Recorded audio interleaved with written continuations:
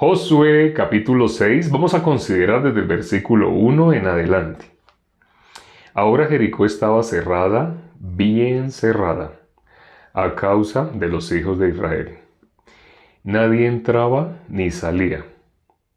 Mas Jehová dijo a Josué: Mira, yo he entregado en tu mano a Jericó y a su rey con sus varones de guerra.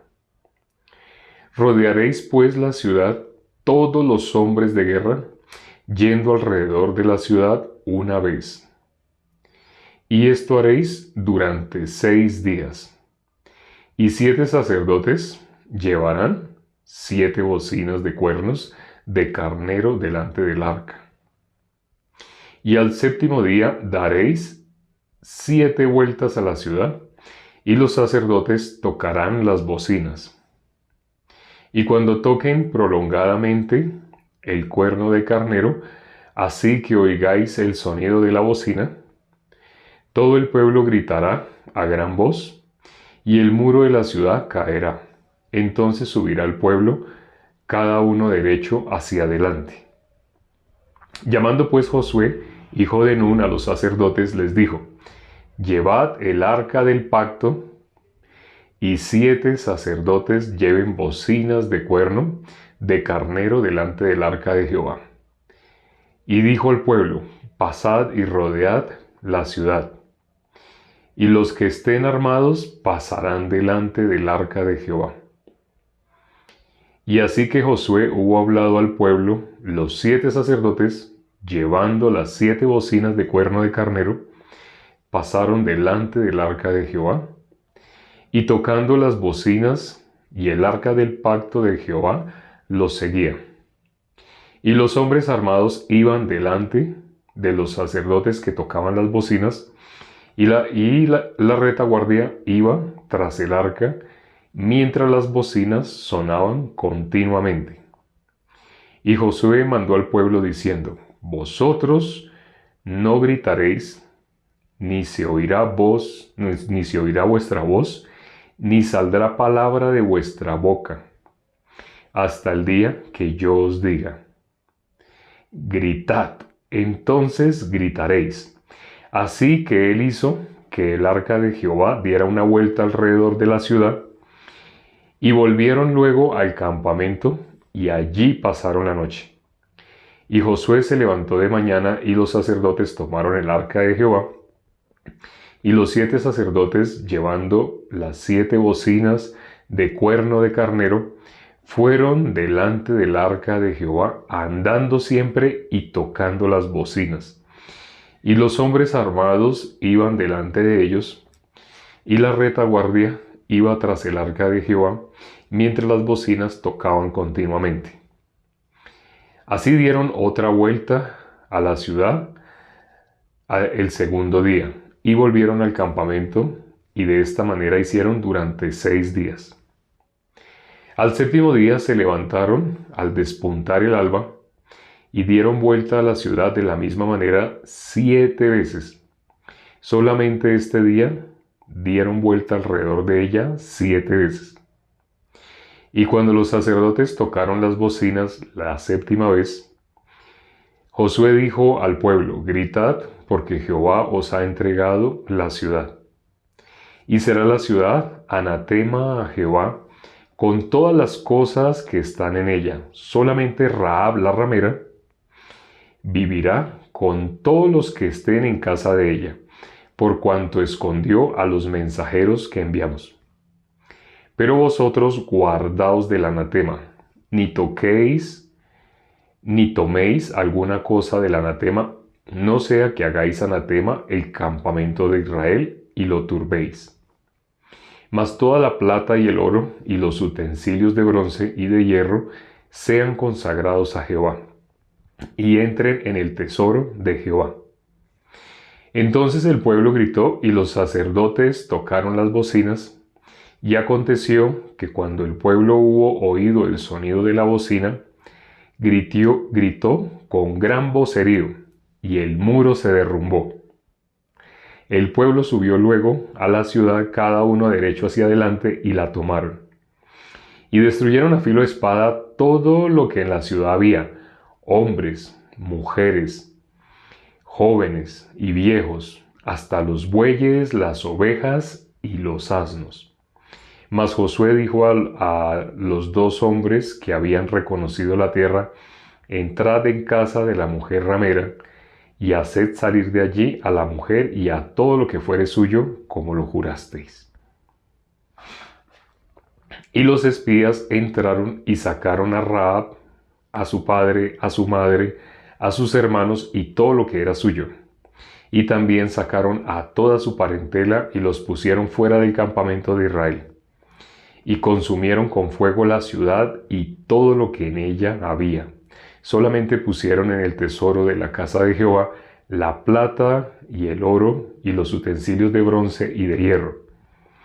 Mas Josué salvó la vida a Rahab, la ramera, y la casa de su padre, y a todo lo que ella tenía. Y habitó ella entre los israelitas hasta hoy, por cuanto escondió a los mensajeros que Josué había enviado a reconocer a Jericó. En aquel tiempo hizo Josué un juramento diciendo: maldito delante de Jehová el hombre que se levantare y reedificare esta ciudad de Jericó. Sobre su primogénito eche los cimientos de ella, y sobre su hijo menor asiente sus puertas. Estaba pues Jehová con Josué, y su nombre se divulgó por toda la tierra. Leímos hasta el versículo 27, leímos todo el capítulo 6. Este capítulo es especial, ya muchos lo conocen, mucho se ha hablado sobre este capítulo. Recuerdo que en la tercera, yo asistí a 6. Ya algunos conocen mi historia. Asistí a 6 que se conocen como iglesia. No se puede decir iglesia. No se puede decir iglesia a algo que la gran mayoría de las personas llama iglesia. Porque la mayoría de las personas dice: ay, allá en el parque principal, allá al lado de la iglesia, ahí queda la gobernación, ahí queda la alcaldía. Porque la mayoría de las personas se expresan así y llaman iglesia a algún lugar. Nosotros también vamos a llamar iglesia. Acordémonos qué característica tienen los peces que son limpios. Hay peces inmundos, peces limpios también. Los peces limpios tienen escama. ¿Y por qué tienen escama y por qué eso los hace limpios? El que tiene escamas tiene obligatoriamente que nadar en contra de la corriente. No puede nadar a favor de la corriente. A favor de la corriente es lo que hace el común de las personas. ¿Para dónde van? Para dónde va la corriente.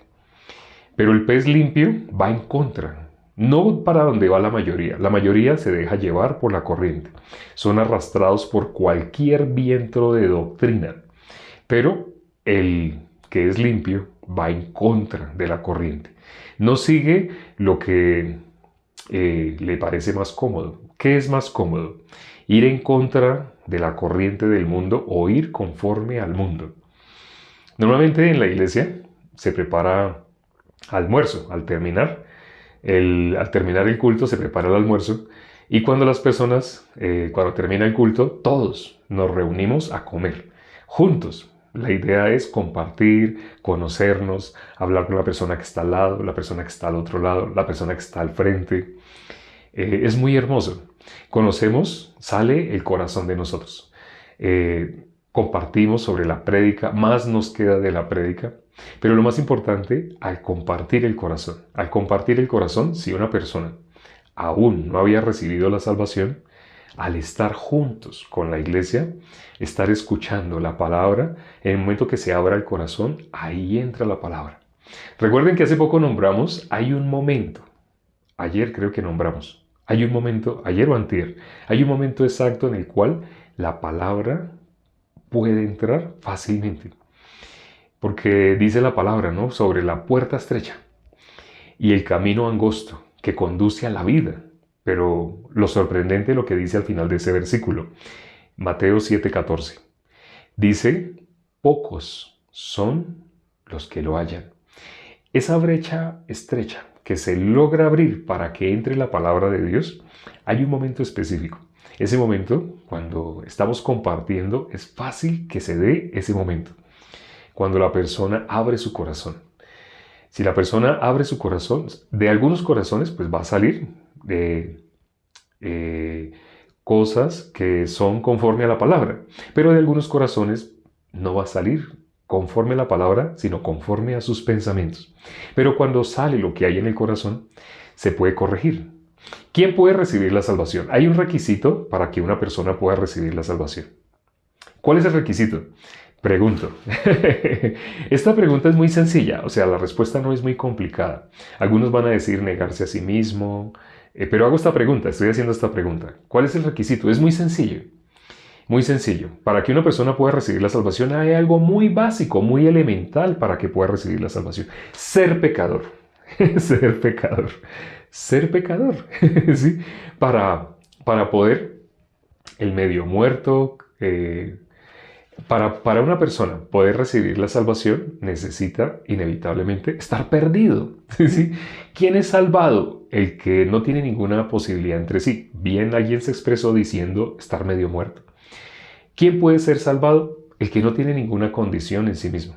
El que está medio muerto. Esa persona puede ser salvada. Pero no puede ser salvado alguien que ha estado con Dios, que camina de la mano con Dios, que toda su vida uno trata de explicarle el Evangelio y parece que está entendiendo, pero realmente no está recibiendo. ¿Por qué no puede recibir? Nunca se ha visto muerto. Nunca se ha visto camino al infierno. Cuando yo asistía a la tercera de esas 6, entre comillas, iglesias, cuando yo asistía a esa tercera, recuerdo que había un conjunto de edificios, un conjunto residencial de vivienda. Y en ese conjunto hacíamos estudio bíblico. Porque el líder en esa ocasión, él vivía ahí en ese conjunto. Entonces él nos dijo, nos citó, para que le diéramos 7 vueltas. Entonces empezamos a hacer así 7 vueltas al conjunto. Pero resulta que al lado había potrero. Y cuando estábamos dando las vueltas nos dimos cuenta que teníamos que pasar a través de alambre de púas, teníamos que pasar por algún potrero que estaba muy, muy elevado.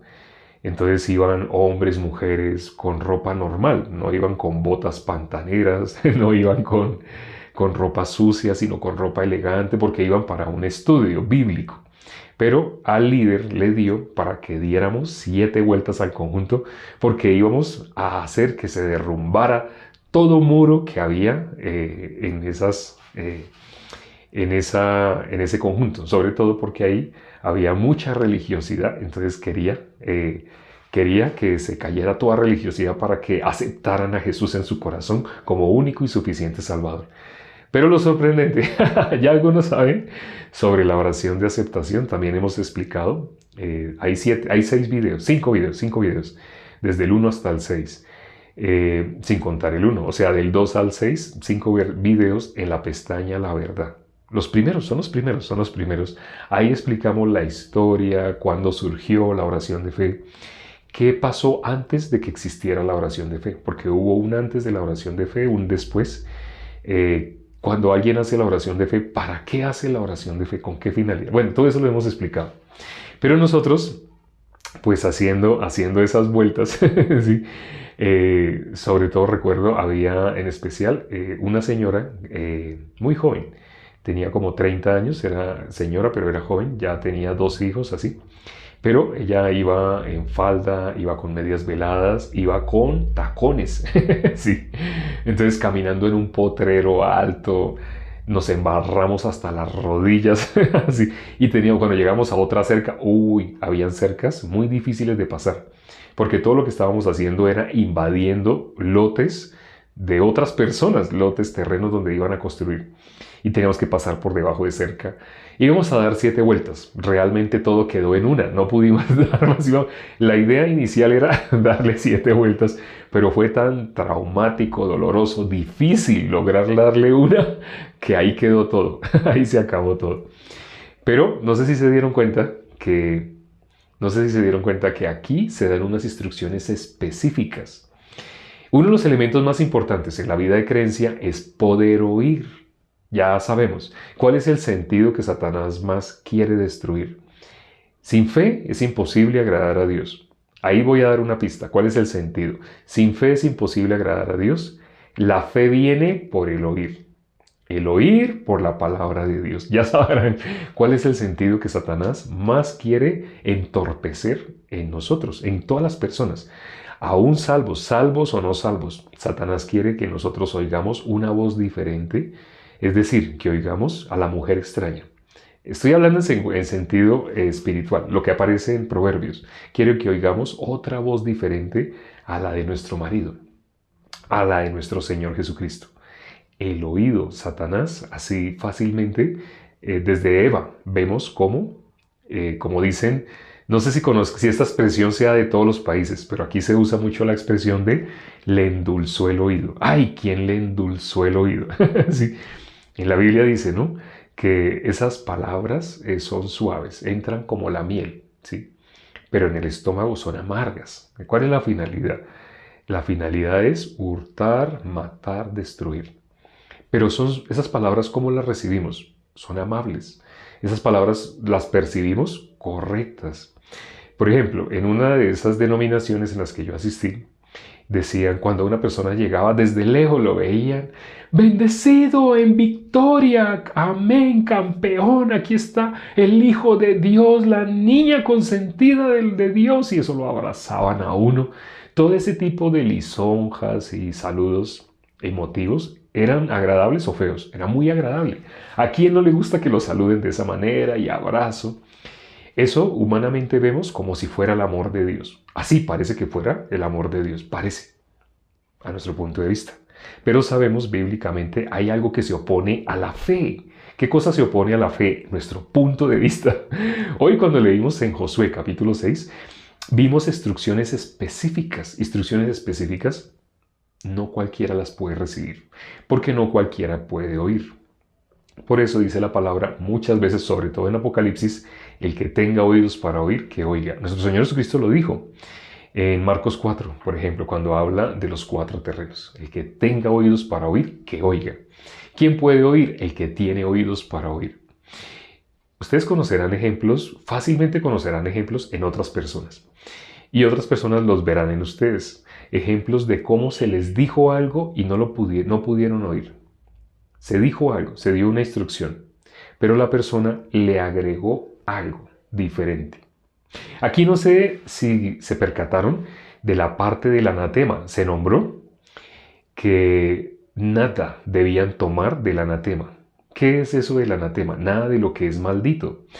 Todo lo que estaba dentro de Jericó, Dios como lo había visto, todo eso es maldito.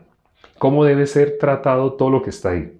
Incluso sus bienes, sus pertenencias. Solamente algunos metales se iban a sacar para el servicio. De resto, todo iba a ser quemado. Si había ropa muy elegante, muy bonita, todo tenía que ser quemado. Todo lo que había allá no iba a ser codiciado por el pueblo de Dios. Si nos acordamos de el rico que fue al infierno cuando murió, y Lázaro, mientras estaban en vida, el mendigo Lázaro, cómo ansiaba comer las migajas que caían de la mesa del rico, igual que un perro, ¿no? Y cuando murió, ese mendigo estaba en un lugar donde el rico envidiaba. Por toda la eternidad, una vez que dejaron este cuerpo, pasaron al mundo eterno. Allá es la eternidad. El que fue al infierno por toda la eternidad, lo pueden leer, eso está en Lucas 16, del versículo 19 en adelante. Y el que está en el cielo, ¿cuánto tiempo? Por toda la eternidad. Y estando así en el mundo eterno, el que estaba en el infierno, que era el rico, en su vida tuvo sus bienes, eso le dijo a Abraham. Pero él ahí, ¿qué hacía? Envidiaba, envidiaba la vida que tenía el mendigo, ¿sí? La vida eterna del mendigo. La vida en este cuerpo, la vida que la Biblia llama como efímera, pasajera, es como una niebla. La vida en este cuerpo comparada con la eternidad es como la niebla que se ve por un momento y desaparece. Pero el ser humano, sin poder entender lo que está escrito en la Biblia, piensa que la vida es únicamente lo que se ve en este soplo. Aquí es muy corto el tiempo, pero allá en la eternidad, comparado con este corto tiempo queda reducido a nada. Y lo dice el Salmo 69. ¿Esto qué es lo que estamos viviendo? Aparentemente a nuestros ojos es lo más valioso. Y algunas personas se expresan de esta manera. Debemos vivir y aprovechar cada minuto, porque después cuando se acabe ya no hay nada más. Eso no es bíblico. Es al revés. Aquí donde parece que hubiera, es mentira. Esto es vano. Todo lo que se logra acá es vano, es efímero. ¿Dónde está lo verdadero? Lo realmente importante en la vida eterna, en el mundo eterno, donde nuestro Señor Jesucristo entró al santuario, entró al lugar santísimo, una vez y para siempre, habiendo obtenido eterna redención. Por eso, el sacrificio que hizo nuestro Señor Jesucristo, a diferencia de los sacrificios que los sacerdotes ofrecen vez tras vez, tras vez, tras vez, ¿por qué los ofrecen vez tras vez tras vez? Porque nunca pueden hacer perfecto de esa manera a la persona que ejercita semejante tipo de culto. Pero lo que hizo nuestro Señor Jesucristo lo hizo en el mundo eterno. Allá se presentó para expiar los pecados de nosotros de una vez y para siempre. Lo hizo en el mundo eterno. Ahora cuando leímos Josué capítulo 6, esas instrucciones específicas que hablan del anatema, Josué hizo una advertencia. No sea que si algo del anatema nosotros tomamos, esa maldición, que eso que es maldito, eso sería para nosotros también. Esa maldición la adquiriríamos. No vayan a tomar nada del anatema. Hizo la advertencia y aclaró. Vamos a mirar un versículo que en el Nuevo Testamento habla sobre esta parte, sobre el anatema. No vaya a tomar nada que sea maldito. Todo lo que está en Jericó es maldito. Y en el Nuevo Testamento, ¿dónde lo podemos ver? Vamos a ir a Gálatas. Gálatas, capítulo 1.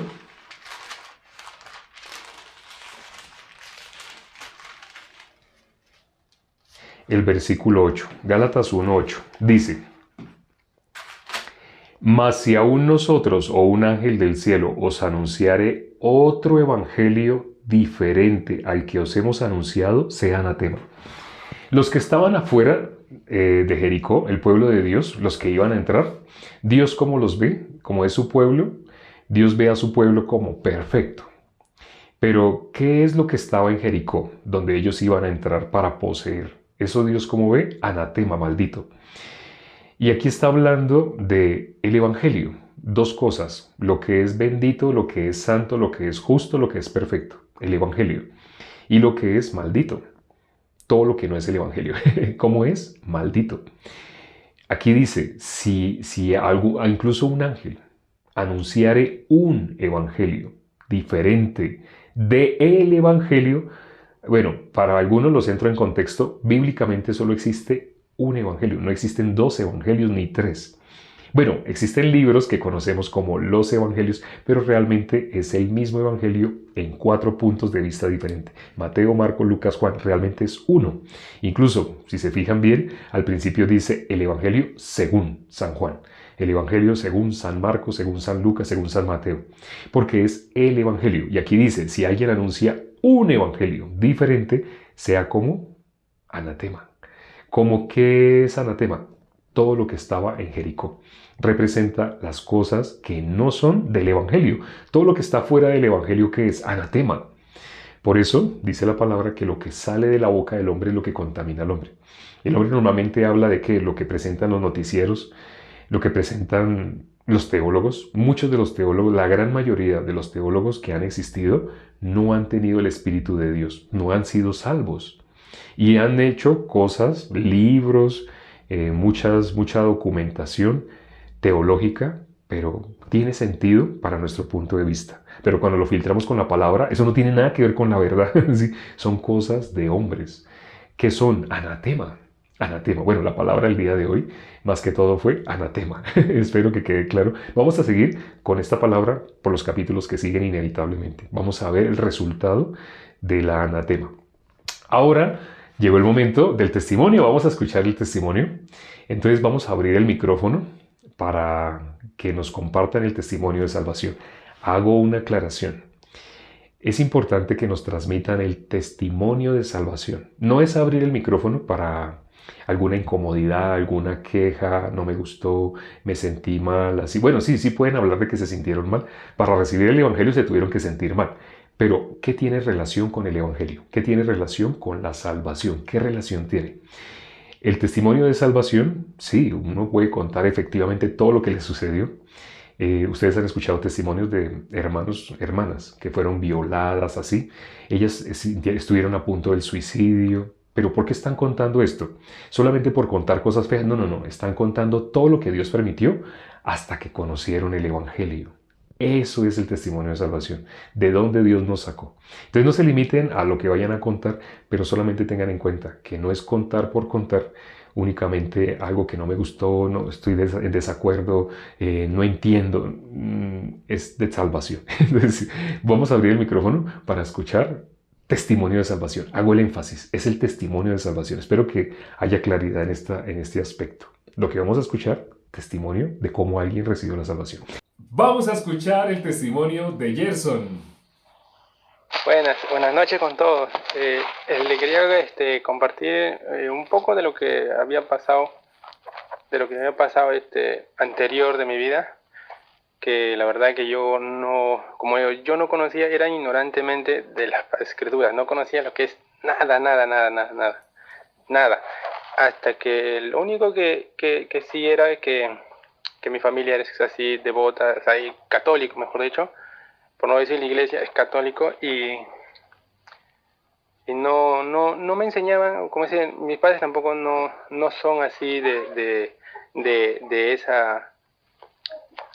ser devotos, o sea, de estar ahí, ¿no? Sino que de vez en cuando, como dicen, los domingos nomás, o algunos domingos, pero no realmente como ahora que tú te enganchas con la palabra que usted da, uno se engancha y está ahí al pendiente de todo lo que usted predica, entonces uno está pendiente ahí, cosa que realmente está en las escrituras, ¿no?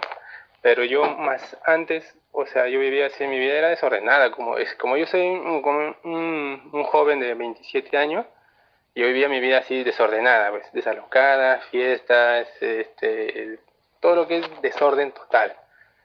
Y hasta que hubo un punto donde un día me eché a dormir tranquilo, sin ni siquiera, incluso veía likes así de que están brincando y lo pasaba.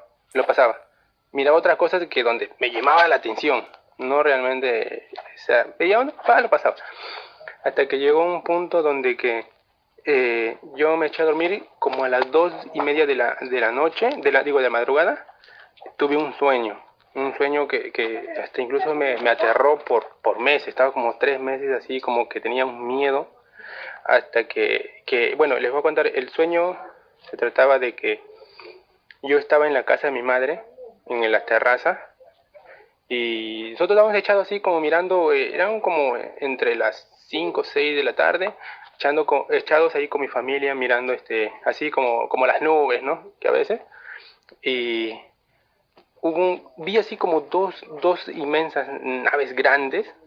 Yo, o sea, pensé que de repente muchas películas estaba viendo, hasta que después vi como un meteorito que se acercaba así, con grande, y yo vivo cerca al mar. O sea, un meteorito en el mar solamente nos tapa así, en segundos. Y como que también me tenía un temor. Y después vi como una luz que brillaba, pero yo no vi nada. Yo no vi nada. Yo no vi nada hasta que una voz, y como yo tenía miedo en mi sueño, quería orar en mi sueño. O sea, orar es el Padre Nuestro, la Virgen María, o sea, rezar eso, ¿no? Y, y una gran voz que dijo, oras como los hipócritas, ya tienes tu recompensa. O sea, yo me asusté por eso, o sea, como que me levanté incluso diciendo perdón. Y, y para mí era como algo que yo no sabía qué hacer. Y después de esos días yo como que empezaba así a querer buscar, empezaba así, incluso miraba las películas así de la Pasión de Cristo, ¿no? Y empezaba a mirar, porque tenía un temor, quería refugiarme, quería realmente buscar, hasta que incluso yo veía por TikTok y muchos se criticaban así entre sí, entre uno que decía, no, que la Iglesia Católica es así, que adora a muñecos, y el otro decía, no, respeta los sábados, y el otro que dice, los testigos de Jehová dice que no, que Cristo es un ángel, o sea, y todo eso, sí, una confusión total. Entonces, no sabía yo, digo, pero ¿a qué iglesia me voy? No entiendo, digo. Y estaba un momento así, pasando por eso. Hasta que hubo un momento, yo salía de mi trabajo como a las 5:30, 5:40, salía de Barranco para Palurín, y cuando entonces paso un video cortito, donde que decía, hablaba sobre la blasfemia del Espíritu Santo. Y yo siempre a veces, como antes era joven, me burlaba así a veces de las llamadas, entre comillas, iglesias, que cuando lo soplaban y ellos ya se empezaban a dar vueltas, o si no se caían al piso, o sea, así hacían como un show, ¿no? Y yo me burlaba bastante de eso. Y pensé que yo ya había blasfemado contra el Espíritu Santo. O sea, me impactó lo que ese pequeño que dijo usted dijo, de que todo pecado se le sería perdonado menos la blasfemia contra el Espíritu Santo. Y dio como una incógnita que dijo, como preguntar, como diciendo, ¿quieres saber si has blasfemado contra el Espíritu Santo? Y se cortó el video. Yo quería saber más. Entonces, hasta que me llegó en un aviso de TikTok que usted estaba haciendo un vivo, un live, y entonces entré a ver, por curiosidad. Y entré y vi que sí empezó usted a como que hablar de lo que estaba escrito, y yo no entendía eso sabía que Cristo había muerto y todo eso, pero no entendía realmente por qué. Eso era lo que yo no entendía. Hasta que usted empezó a nombrar el Evangelio, yo decía, pero ¿qué es el Evangelio? ¿Qué es el Evangelio? ¿Qué es el Evangelio? Y cuando ya recién me di cuenta, cuando usted dice, es la obra que Cristo hizo por nosotros. Entonces dije, recién entendí. Y me quedó el versículo de Romanos 5:18, que dice, así que como por la transgresión de uno vino la condenación a todos los hombres. De la misma manera, por la justicia de uno vino a todos los hombres la justicia de vida. Y eso es lo que me impactó, porque dije, por un hombre entró el pecado y por un hombre fue quitado el pecado. Entonces, y también el otro versículo que dice en Juan, que dice, conocerás la verdad y la verdad os hará libre. Y yo recién entendí la libertad, o sea, esa tranquilidad que decía, que ya no, o sea, yo sentía que algo en mi cabeza me acusaba de todo. Entonces, y ahí recién me sentí que realmente era libre. Y también cuando estaba leyendo ya hace poco también en Hechos, cuando en Hechos capítulo 10, versículo, es del 36 al 44, que habla todo sobre de Cornelio. Y lo que más me impactó fue del 43 al 44, que dice, que dice, de este dan testimonio todos los profetas, y todos los que en él creyeren recibirán el perdón de pecados por su nombre. Y el otro dice, mientras tanto aún hablaba Pedro estas palabras, el Espíritu Santo cayó sobre ellos, todos los que oían el discurso. Y entonces yo entendí que ahí todo lo que Pedro había predicado era el Evangelio, desde el 36 hasta el 44, que le habla a los gentiles. Entonces, y yo me entendí, y eso es lo que más entró dentro de mi corazón, y yo dije, ahora sí, realmente conozco el Evangelio. Porque yo decía, el Evangelio es buenas nuevas. Siempre decía, el Evangelio es buenas nuevas. Pero yo decía, ¿qué son esas buenas nuevas? Y no entendía que Cristo ya nos había hecho salvos hace 2000 años atrás. Ese era mi testimonio que quería compartirles con ustedes. Y gracias por darnos esa palabra de vida, ¿no? Que usted nos transmitió, un siervo de Cristo. Impactante, así como lo escribió alguien hace poco, impactante el testimonio de Gerson. Como no es coincidencia lo que él cuenta, lo que Dios hizo fue realmente un milagro. Para que una persona reciba la salvación, para que un pecador pase de ser pecador a ser santo, justo, perfecto, eso no tiene comparación ni con ganarse la lotería, ni con nada en el mundo. Entonces vamos a orar ya para terminar. Padre, gracias por este tiempo que nos permites para compartir tu palabra. Gracias por las personas que han recibido la salvación. Gracias por los que aún no han recibido, pero que fielmente están escuchando. Tu palabra dice que la fe viene por el oír por la palabra de Dios. Tantas personas, miles de personas, han estado en estos en vivo y ha sido muy, muy poca la proporción de quienes han recibido la salvación, porque ha sido tu obra, la obra de tu Espíritu. Gracias, Señor, por todos, absolutamente por todos. Y los que aún no han recibido, te pedimos con el mismo corazón, los hermanos que en ese momento estamos orando. Tu palabra dice que si dos o más se pusieran de acuerdo sobre algo en la tierra, tú lo harás. Te estamos pidiendo con el mismo corazón que todos los que se han conectado, todos los que han escuchado, aunque se hayan enojado, aunque no hayan estado de acuerdo con algo, permíteles el corazón que sea necesario para que lleguen a la condición en la cual puedan recibir tu palabra y puedan ser sellados por el Espíritu Santo, puedan recibir la salvación, así como Gerson, así como Gerson, como escuchamos el día de hoy. Te lo pedimos y hemos orado en el nombre de nuestro Señor Jesucristo. Amén.